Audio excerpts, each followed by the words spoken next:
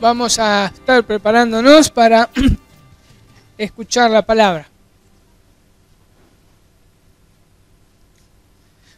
Recordemos que estamos viendo la serie de la Comunidad de Gracia.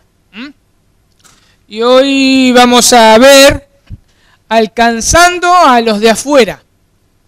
Se va a dividir en dos partes. En dos predicaciones se va a dividir esto. Cuando nosotros oímos las historias de aquellos predicadores, evangelistas, que dan su vida por causa del Evangelio, como leíamos recién, el caso de Esteban, ¿no? O el caso de, qué sé yo, Hudson Taylor, un montón de hermanos que se han dado su vida literalmente por causa del Evangelio. Nosotros muchas veces los admiramos y decimos, quiero ser como ellos, ¿no?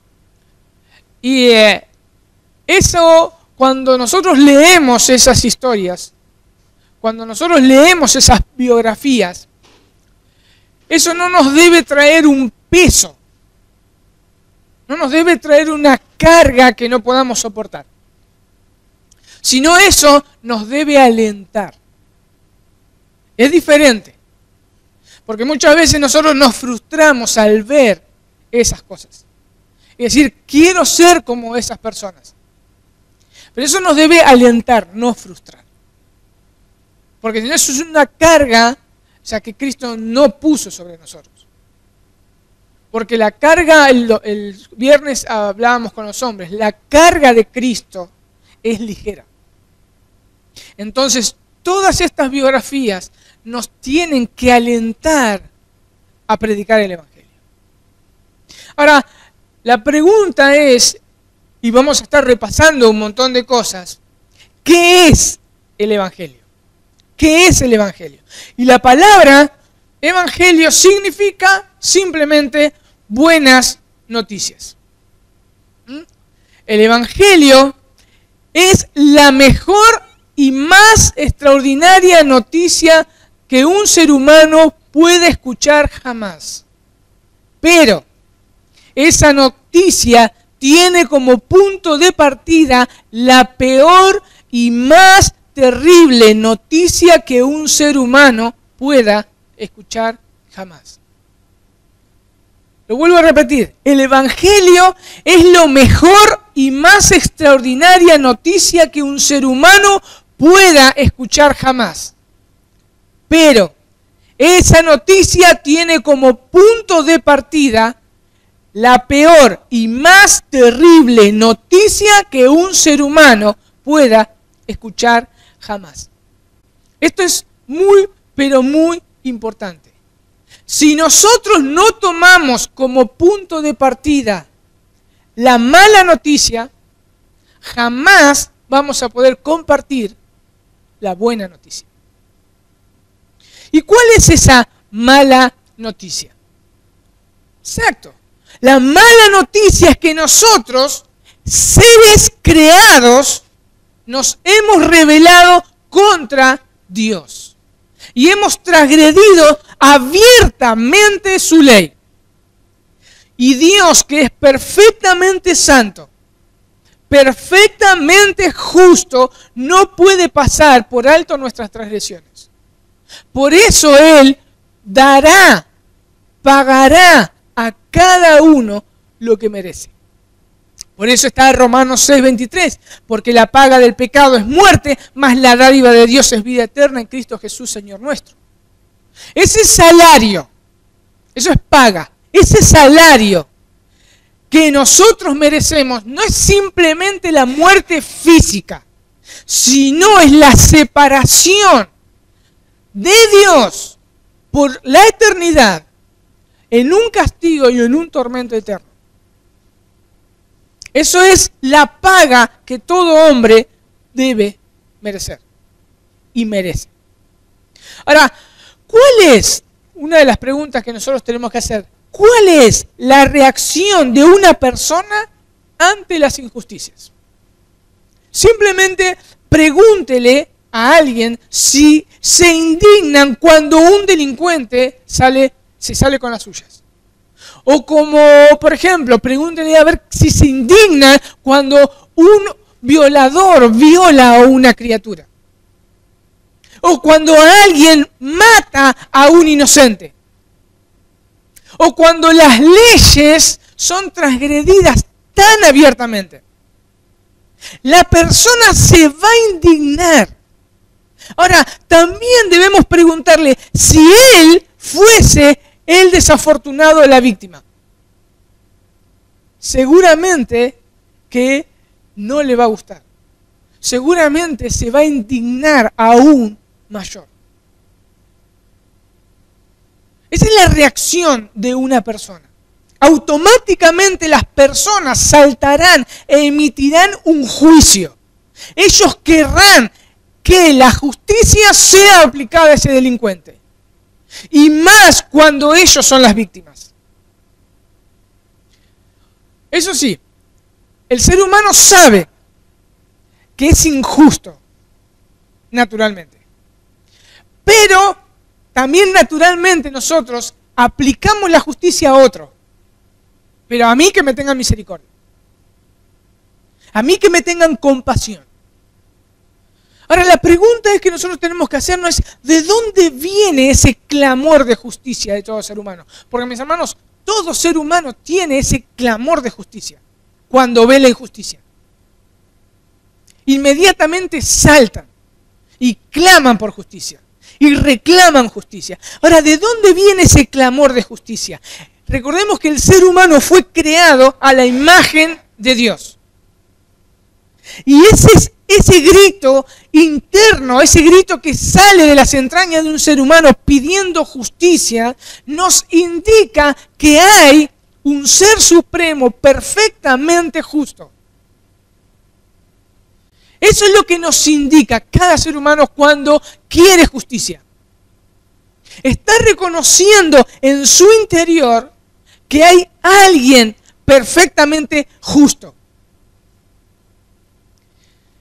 Pero muchos no saben por qué. Porque muchos dicen sí, o sea, muchos no creen en Dios. Pero tienen eso dentro. Pero quieren que la justicia se cumpla. Y según el caso o la persona que fue la víctima, mayor condenación queremos que reciba. Simplemente observen, aún en las noticias o en sus compañeros de trabajo, donde sea, observen que el que fue la víctima, de acuerdo al grado, si es grande, mayor, chico, mayor queremos que la justicia sea aplicada en esa persona. Ahora, ¿por qué se aplica mayor condenación según la víctima?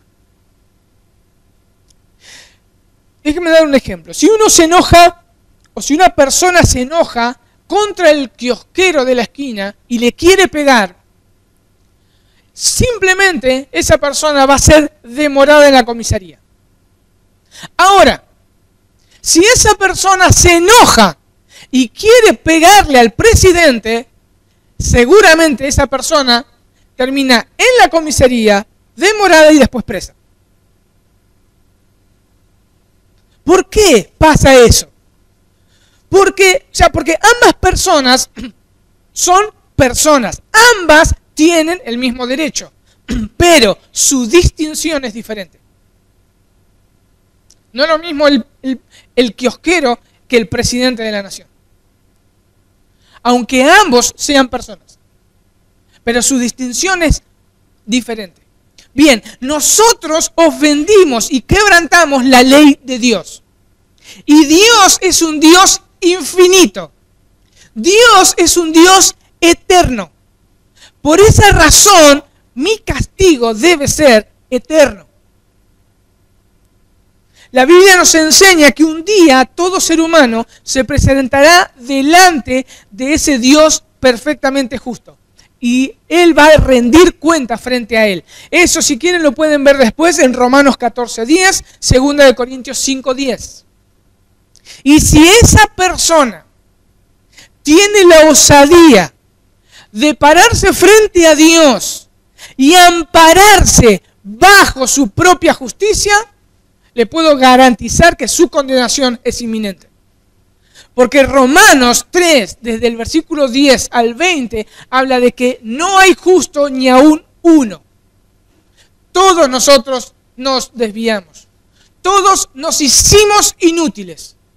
No hay nadie que busque a Dios. Entonces, mi justicia, ampararme bajo mi propia justicia, me traerá también una condenación inminente. Veamos lo que dice Santiago 2.10. Santiago 2.10. Recordemos que estamos viendo la mala noticia. Santiago 2.10, yo lo voy a leer de la Biblia de las Américas. Dice, porque cualquiera que guarda toda la ley, pero tropieza en un punto, se ha hecho culpable de todos. Ahora, si una persona si una persona viene y mata a un ser querido, esta persona va a querer justicia, aunque el delincuente nunca haya matado antes. La persona no va a decir, ay, bueno, está bien, es la primera vez que mata, déjenlo libre. O sea, no, por más que sea la primera vez que mate, esa persona que fue víctima y que le mataron a un ser querido va a querer justicia. Ahora, si un esposo ve frente a sus ojos cómo violan a su esposa, él va a querer también justicia, porque están lastimando a un ser que ama, su esposa. Aunque ese delincuente también sea la primera vez que haya cometido ese agravio. Pero la persona va a querer justicia. Ahora, la pregunta es que también nos debemos hacer. ¿Qué pasa cuando nosotros matamos con nuestros pensamientos? ¿Qué pasa cuando nosotros también adulteramos con nuestros pensamientos? La Biblia dice, oísteis que fue dicho a los antiguos, Mateo 5, 21 al 22, no matarás, y cualquiera que matare será culpable de juicio. Pero yo digo que cualquiera que se enoje contra su hermano será culpable de juicio, y cualquiera que diga necio a su hermano será culpable ante el concilio, y cualquiera que le diga fatuo quedará expuesto al infierno de fuego. Versículo 28. Pero yo os digo que cualquiera que mira a una mujer para codiciarla, ya adulteró con ella en su corazón. Dios ya estableció sus leyes. Y Él juzgará según su perfecta justicia. Pero por eso Santiago nos está diciendo que no importa si nosotros hayamos guardado perfectamente toda su ley y un día, solamente una vez, quebrantamos un mandamiento. Por ese mandamiento quebrantado quedamos convictos ante los ojos de un Dios justo. Déjenme darle un ejemplo. Si yo tengo una cadena, esa cadena tiene, vamos a ponerle 24 eslabones. Son necesarios esos 24 eslabones para que cumplan la función X. Si un eslabón se rompe, la cadena no sirve más. La cadena queda estropeada. Solamente por un eslabón. Aunque esa cadena tenga 23 eslabones bien, ya la cadena no cumple su función. Por eso decimos que la cadena se estropeó.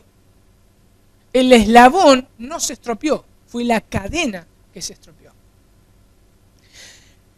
Bien, todos los mandamientos de Dios son como una cadena. Y podemos decir que cada mandamiento en particular es un eslabón. Si nosotros quebrantamos o rompemos un eslabón, la cadena no sirve más. Pero sigamos leyendo un poquito más lo que dice Santiago. Santiago 2:10. Dice, porque cualquiera que guardare toda la ley, pero ofendiere en un punto, sea culpable de todos. Porque el que dijo no cometerás adulterio, también ha dicho no matarás. Ahora bien, si no cometes adulterio pero matas, ya te has hecho transgresor de la ley. Como dice el pastor Sugel, dice, Santiago está presentando al pecado no meramente como una ofensa a un código de conducta moral. Él está presentando al pecado como una ofensa contra Dios. No es decir, pecó en tal... No. Es una ofensa contra Dios. ¿Por qué? Fíjense lo que dice Santiago en el texto que leímos recién. Dice, el que dijo. Dice, también ha dicho. ¿Y quién fue el que dijo? Dios. Por esta razón, la causa de mi pecado no es que parte de la ley transgredí, sino es que al que desobedecí y al contra cual me rebelé es Dios. Por eso no importa si yo dije una mentirita piadosa. Yo desobedecí el mandamiento de Dios. Porque nosotros nos creemos que por una mentirita piadosa nosotros no debemos recibir la misma condenación que un homicida. No, acá no es qué mandamiento quebranté, sino desobedecí al que dijo ese mandamiento. Entonces, eso me hace culpable ante Dios. Dice Mark Dever, lo que Santiago está diciendo es que las leyes de Dios no son meros estatutos externos aprobados por una especie de congreso en el cielo, los cuales Dios ratifica. No, dice él. La ley de Dios es la expresión del propio carácter de Dios, de tal manera que quebrantar esta ley y vivir contra ella es vivir contra Dios mismo. Por eso el pecado, cualquiera que sea, pequeño o grande, se lo estamos haciendo a un Dios infinito. Por eso nuestra condenación debe ser eterna e infinita. Recordemos nuevamente que no recibimos la misma condena por matar a una mosca que por matar a una persona. O sea, no es lo mismo. Pero, si un solo pecado, uno solito nomás, lo hacemos contra Dios, eso me hace reo delante de un Dios infinito. Por eso el infierno debe ser eterno. Debe ser un castigo eterno. Bien, esta es la mala noticia para el ser humano. Y a través de esta mala noticia es ahí donde entra el glorioso evangelio, las buenas noticias. Ese Dios perfectamente santo, perfectamente justo, también es perfectamente bueno y perfectamente compasivo. Y para resolver ese gran problema que el hombre tiene por causa de sus transgresiones, y sin pasar por alto su justicia, Dios envió a alguien. Dios envió a su Hijo, que tiene un valor infinito. Y Él fue el que pagó nuestras deudas por nuestras transgresiones. Él pagó la deuda por nuestras transgresiones en nuestro lugar. Fue Él quien pagó la condena que nosotros merecemos. Por esa razón, Jesús se hizo hombre. La segunda persona de la Trinidad tomó forma de hombre, se hizo semejante a nosotros, pero sin pecado. Anduvo perfectamente en la voluntad de Dios, cumpliendo perfectamente la ley de Dios. Y voluntariamente Él se entrega como sacrificio. El justo por los injustos. Él murió en la cruz. Él recibió el castigo sobre sí. ¿Para qué? Para poder redimir a pecadores culpables. Pero el tercer día se levantó de la tumba. Y Dios, testificando así que está plenamente satisfecho con el sacrificio de Cristo. Cuando Cristo resucitó, es que Dios quedó satisfecho con su obra. Está completa. Y es esa la base que ofrece el Evangelio. La obra perfecta de Cristo. Y solamente a través de la obra perfecta de Cristo, nosotros anunciamos salvación en Cristo, perdón de pecados, el don de la vida eterna, únicamente por gracia y por medio de la fe. Eso es el Evangelio. Y nosotros acá directamente podemos concluir. Eso es el Evangelio. Así de simple. No tiene ninguna complicación. Todos fuimos salvados por la gracia de Dios. Ahora nosotros debemos predicar eso. Ahora fijémonos cómo lo explica Pedro y luego cómo lo explica Pablo, lo que es el Evangelio. Primera de Pedro 3:18. Dice, porque también Cristo padeció una sola vez por los pecadores. Y dice, el justo por los injustos, para llevarnos a Dios, siendo la verdad muertos en la carne, pero vivificados en espíritu. Simplemente dice eso, Pedro. El justo por los injustos. Eso es el Evangelio.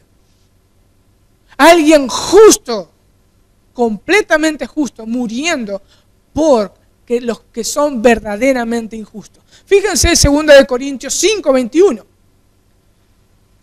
2 Corintios 5:21 dice, al que no conoció pecado, ya lo está ampliando más Pablo, por nosotros lo hizo pecado para que nosotros fuésemos hechos justicia de Dios en él. Eso es el Evangelio. Eso es el Evangelio. Esa es la buena noticia para todo hombre. Ahora la pregunta es, ¿quién debe predicar el Evangelio? ¿O quién debe evangelizar? Vamos a Mateo 28, 18 al 19. Dice, y Jesús se acercó y les habló diciendo, toda potestad me es dada en el cielo y en la tierra, por tanto id y haced discípulos a todas las naciones, bautizándolos en el nombre del Padre, del Hijo y del Espíritu Santo. Lucas 24, versículo 46, dice, y les dijo, así está escrito y así fue necesario que el Cristo padeciese y resucitase de los muertos al tercer día. Ahí está el Evangelio. Y que se predicase en su nombre el arrepentimiento y perdón de pecados en todas las naciones, comenzando desde Jerusalén. ¿Quién debe evangelizar? Todos los discípulos de Cristo. Todos los discípulos de Cristo deben anunciar el Evangelio.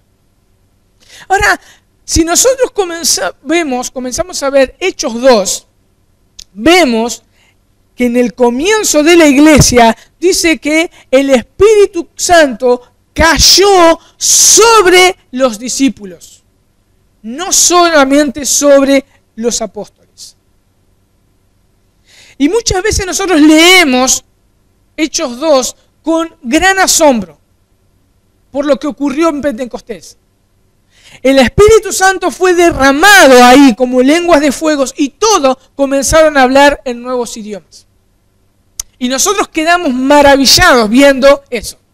Y nosotros agarramos y decimos, queremos lenguas nuevas. Pero en el Antiguo Testamento, nosotros tenemos que entender algo. Nosotros no podemos desmembrar la Biblia. Y Dios no es un Dios incoherente. En el Antiguo Testamento, cuando el Espíritu Santo era derramado sobre una persona, era para capacitarlo en el oficio profético, para predicar la palabra. Entonces, hay una conexión entre el derramamiento del Espíritu del Antiguo Testamento como en el Nuevo Testamento. Ahora, permanentemente el Espíritu Santo entra en la vida de la persona y lo capacita para predicar el Evangelio. Antes no era permanente, ahora sí es permanente. Y entra una persona y lo capacita. Vemos también quiénes deben predicar. Ya habíamos dicho los discípulos de Cristo. Pero vamos a extenderlo un poquito más. Veamos Hechos 1, 6 al 8. Dice, entonces los que se habían reunido le preguntaron, recordemos que eran los discípulos, ¿no? Diciendo, Señor, ¿restaurarás el reino a Israel en este tiempo? Y les dijo Jesús, ¿no? No os toca a vosotros saber los tiempos o las sazones que el Padre puso en su sola potestad. Pero recibiréis poder cuando haya venido sobre vosotros el Espíritu Santo y me seréis testigo en Jerusalén, en toda Samaria, en Judea, en Samaria y hasta lo último de la tierra. Cuando sea derramado el Espíritu sobre vosotros, me seréis testigos, los discípulos. Pero veamos Hechos también 8, versículo 1. Dice, y Saulo consentía en muerte. En aquel día hubo una gran persecución contra la iglesia que estaba en Jerusalén. Y dice ahí, y todos fueron esparcidos por la tierra de Judea y de Samaria, salvo los apóstoles. Y hombres piadosos llevaron a enterrar a Esteban e hicieron gran llanto sobre él.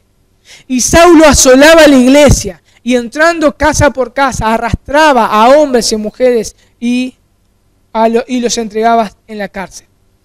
Versículo 4. Pero los que fueron esparcidos por todas partes anunciaban el Evangelio. Todos anunciaban el Evangelio. Muchas veces nosotros decimos, no, los apóstoles, sí, los apóstoles también, pero los apóstoles no fueron esparcidos. La iglesia fue esparcida y todos predicaban o anunciaban el Evangelio. Vean, porque después hay un paréntesis, ahí hace un paréntesis Lucas entre el capítulo 8 al 11, y veamos lo que dice el 11, versículo 19. Dice, ahora bien, los que habían sido esparcidos, ahí están de nuevo, a causa de la persecución que hubo con motivo de Esteban, pasaron hasta Fenicia, Chipre y Antioquía, no hablando a nadie la palabra, sino solo a los judíos. O sea, no es que no se callaron la boca, le hablaban a los judíos. Versículo 20 dice, pero había entre ellos unos varones de Chipre y de Cirene, los cuales cuando entraron en Antioquía, hablaron también a los griegos, anunciando el Evangelio del Señor Jesús. ¿Y qué dice ahí? Y la mano del Señor estaba con ellos y gran número creyó y se convirtió al Señor. Todos anunciando el Evangelio. ¿Por qué todos anunciando el Evangelio? Porque todos somos capacitados por el Espíritu Santo. Quizá uno pueda sentirse como débil cuando, decíamos recién, vemos las grandes biografías de esos grandes misioneros y evangelistas. Pero mis hermanos, nosotros tenemos que entender algo. Es Dios quien capacita y da esos dones especiales a esos hombres. Muchas veces nosotros cuando vemos el apóstol Pablo, cómo iba de un lugar a otro y todas las cosas que pasó, nosotros queremos ser como él. Pero él fue capacitado con un don especial. Y eso a nosotros nos tiene que alentar a predicar el Evangelio, porque nosotros tenemos al mismo Espíritu Santo que tuvo el apóstol Pablo. Pero él fue colocado en el cuerpo de una forma diferente a como a mí me colocó en el cuerpo. Pero eso no quita mi responsabilidad de predicar el Evangelio. Entonces, yo me debo sentir alentado por estas grandes biografías, por leer la Biblia y ver el apóstol Pablo, Pedro, etcétera, etcétera. Pero yo debo saber que es Dios quien da dones y Él coloca a las personas, a los miembros como Él quiere. Pero eso no me quita mi responsabilidad de predicar el Evangelio. Veamos lo que dice Primera de Pedro 3. Primera de Pedro 3. 14, versículo 14. Dice, mas también si alguna cosa padecéis por causa de la justicia, bienaventurados sois. Por tanto, no os amedrentéis por temor de ellos, ni os conturbéis, sino santificad a Dios el Señor en vuestros corazones y estad siempre preparados para presentar defensa con mansedumbre y reverencia ante todo el que os demande razón de la esperanza que hay en vosotros. Mis hermanos, Primera de Pedro está en un contexto donde Nerón estaba reinando. Y ellos iban a padecer una gran persecución. Y acá en ese contexto Pedro le dice, bienaventurados sois, si padecen. Y si ellos eran arrestados y tenían que presentar defensa, dice que con mansedumbre y reverencia, respeto, debían presentar o anunciar el Evangelio. Esa esperanza que nosotros tenemos. Y ahora es importante, por eso siempre es importante ver el contexto en el cual fue escrito esa carta. Nosotros recordemos que en la época de Nerón, ahí donde comenzaron a hacer esos espectáculos grandes, donde tiraban a los cristianos a las fieras. Ahora, este pasaje no solamente está hablando de lo que ellos estaban padeciendo o lo que iban a padecer. ¿Saben lo que está también diciendo? Es que todos los cristianos, de una u otra forma, por causa del Evangelio, vamos a sufrir. Es más, estamos viviendo injusticias muchas veces. Bien, el texto nos dice que esa persecución o esas injusticias o esos tiempos difíciles que nosotros estamos viviendo hoy son oportunidades de oro para compartir el Evangelio. ¿Por qué son oportunidades de oro? Porque es ahí donde contrastamos con el mundo. Es ahí donde nosotros mostramos nuestra nueva naturaleza. Es ahí donde nosotros debemos imitar a nuestro Señor Jesús.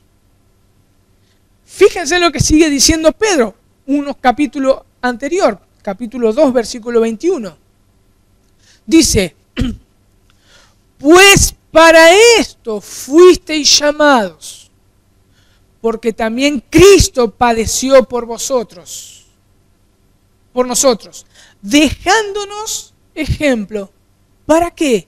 Para que sigáis sus pisadas. Pero no termina ahí, vean el versículo 23. Dice, y cuando le maldecían, no respondía con maldición. Cuando padecía, no amenazaba, sino encomendaba la causa al que juzga justamente. Así es como debemos reaccionar nosotros. Pero no solamente eso, se habla de Cristo en las Escrituras. Lucas 19:10 dice el mismo Señor Jesús: porque el Hijo del Hombre vino a buscar lo que se había perdido. Ese es el ejemplo que nosotros debemos tomar. Nuestro Señor Jesús no solo no se avergonzaba del Evangelio, sino que amaba. No solamente que no respondía con violencia, sino que le encomendaba todo a Dios. Y no solamente eso, que Él vino a buscar a pecadores rebeldes que estaban perdidos y que lo odiamos de tal forma que lo mandamos a la cruz. Ese es el ejemplo que nosotros debemos seguir. Es muy fácil responder cuando tenemos problemas o cuando nos amenazan. Es muy fácil reaccionar. Pero Jesús no hacía eso. Sino que decía que Él los dejaba al Dios. A Dios. Es el Dios justo. El juez justo. Nosotros debemos anunciar el Evangelio. Nosotros debemos buscar a los pecadores. Fíjense lo que le dijeron una vez al Señor Jesús. Mateo 22, 36 y 40. Mateo 22 del 36 al 40. Dice: Maestro, ¿cuál es el gran mandamiento en la ley? Jesús le dijo: amarás al Señor tu Dios con todo tu corazón, con toda tu alma y con toda tu mente. Este es el primero y gran mandamiento. Y el segundo es semejante: amarás a tu prójimo como a ti mismo. De estos dos mandamientos depende toda la ley y los profetas. Ahora, ¿qué significa esto en la práctica? Esto en la práctica significa, como mínimo, obedecer la regla de oro. ¿Cuál es esa regla de oro? Trata al otro como quieres que te traten a ti. Mateo 7:12.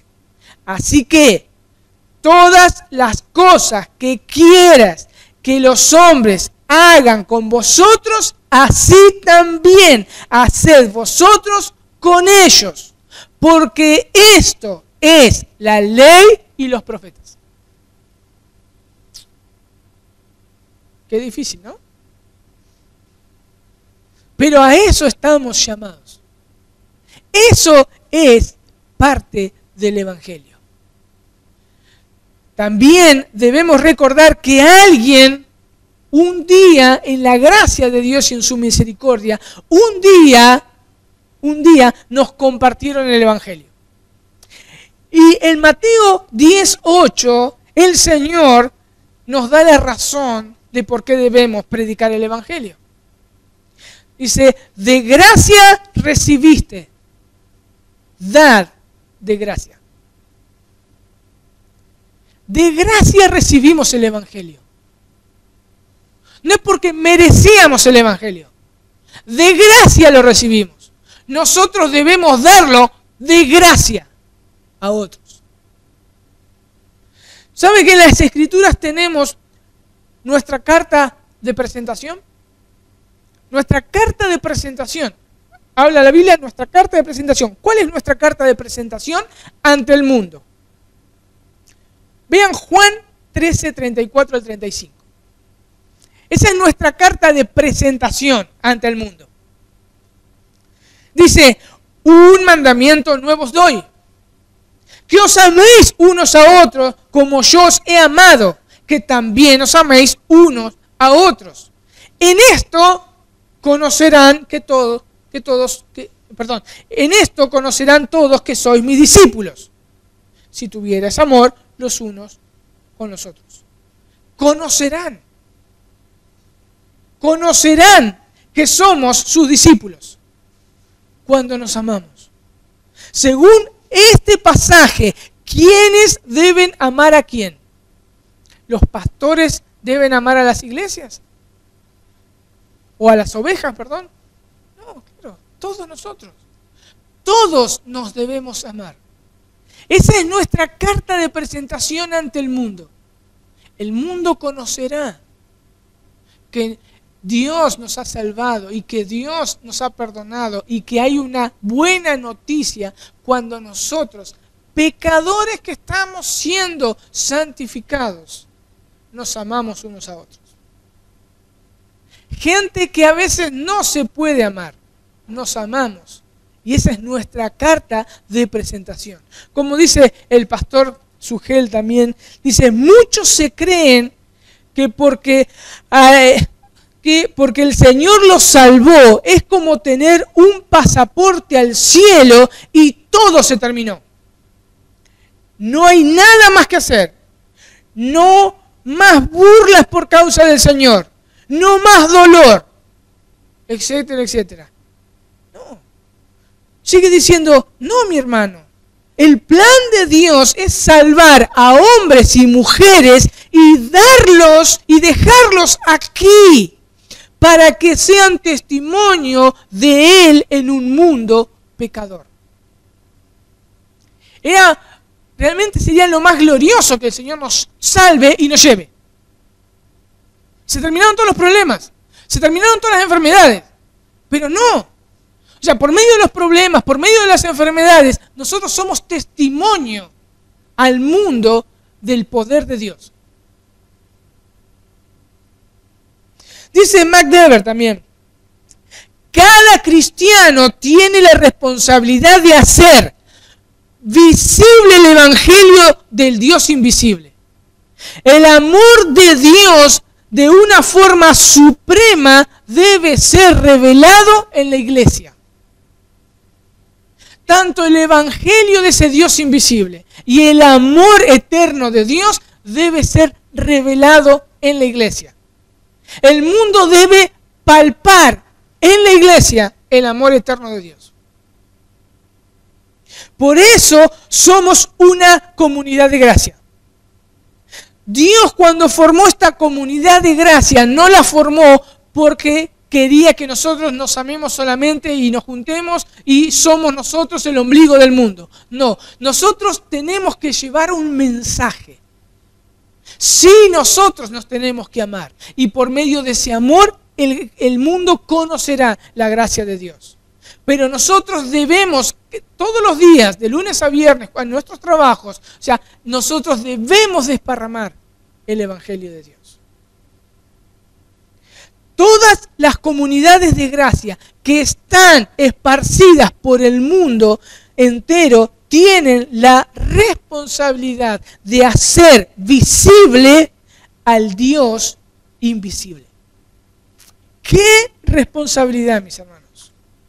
El Dios invisible tiene que ser visible en la iglesia. Cito nuevamente al pastor Sugel, dice, el tipo de evangelismo que en el Nuevo Testamento presenta no es el del creyente aislado dando testimonio de lo que Cristo hizo en ellos. Eso no es el evangelismo del Nuevo Testamento. Sigue diciendo, el Dios invisible espera que su carácter debe ser visible en el mundo a través de la iglesia. Pavada de responsabilidad. Pero no estamos solos. Nos capacitó por medio de su Espíritu Santo. Veamos lo que dice Efesios 3. Efesios 3. Maravilloso pasaje este. Dice, para que la multiforme sabiduría de Dios sea ahora dada a conocer por medio de la iglesia a los principados, potestades en los lugares celestiales. 3.10, Efesios 3.10. ¿Se fijaron? Dice, para que la multiforme sabiduría de Dios sea ahora dada a conocer por medio de la iglesia a los principados y potestades en los lugares celestiales. Mis hermanos, este pasaje está diciendo que Dios está enseñando a los ángeles algunas cosas de su sabiduría a través de la iglesia. Por eso los ángeles miran expectantes.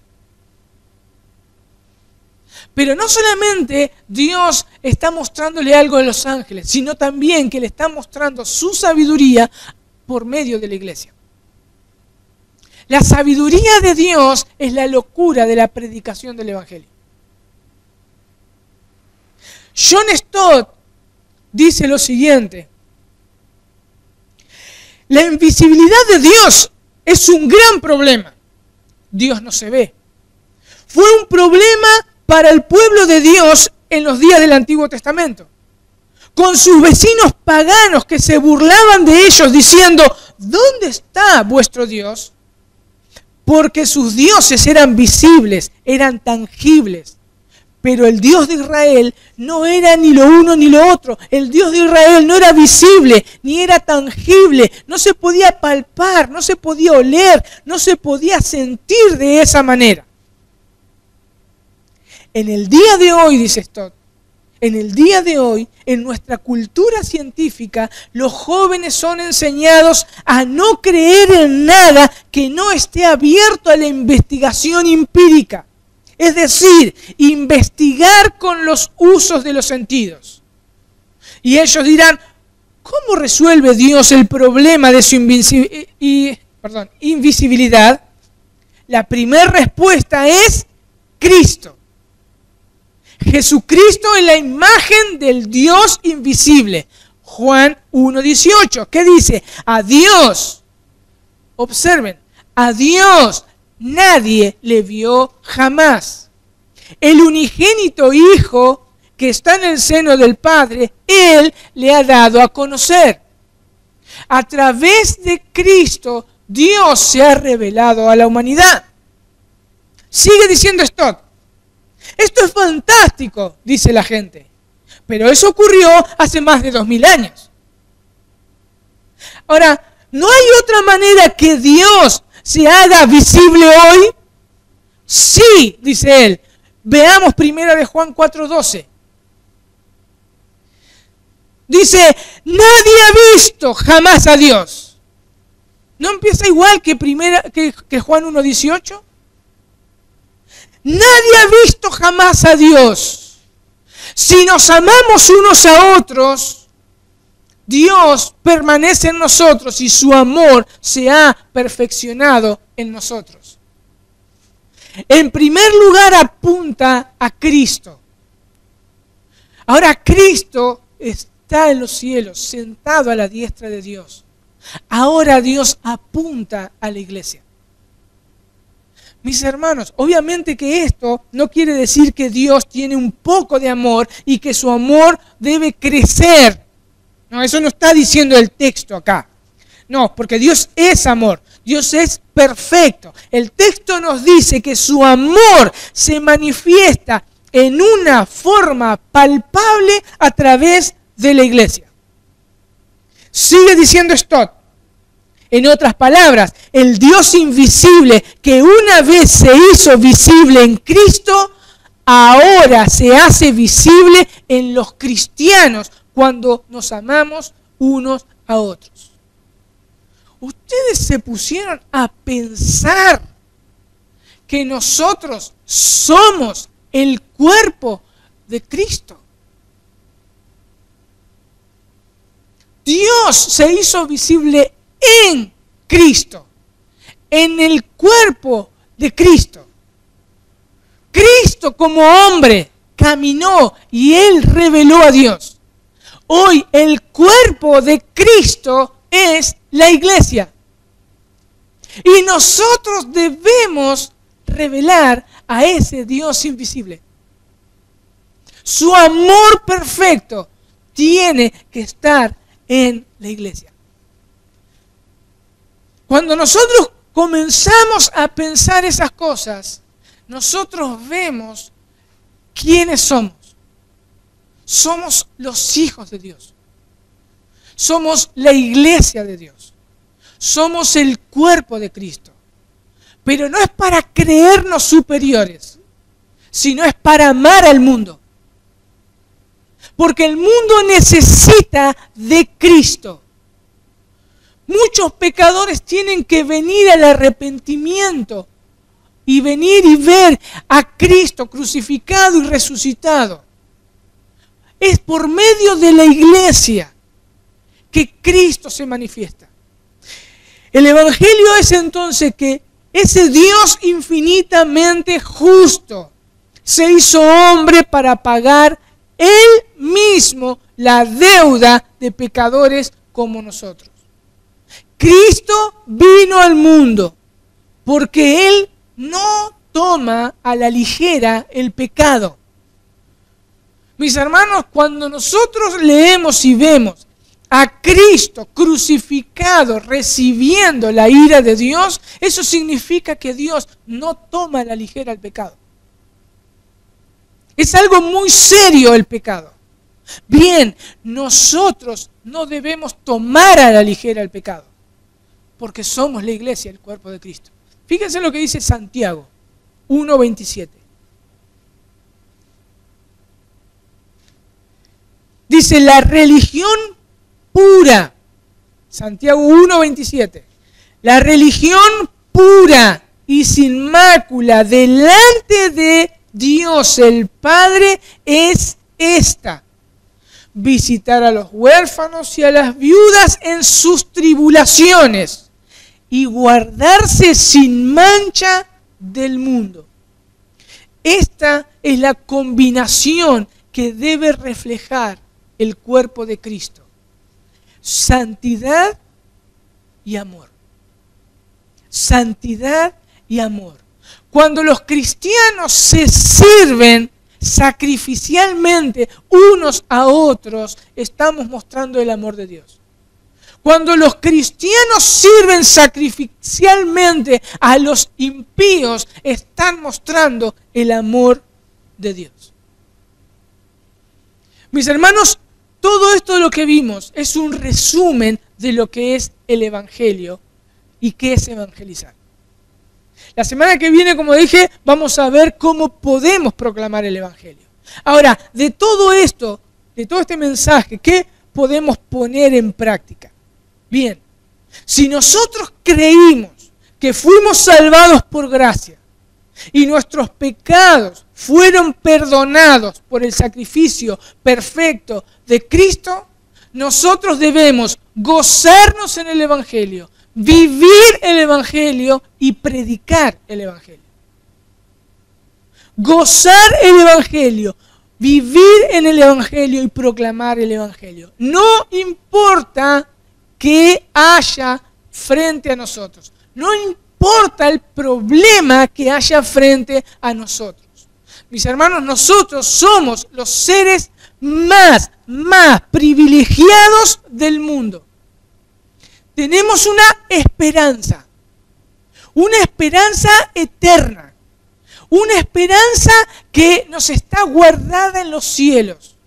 Tenemos mansiones que nos esperan, pero no solo eso, vamos a estar una eternidad contemplando la gloria de Dios.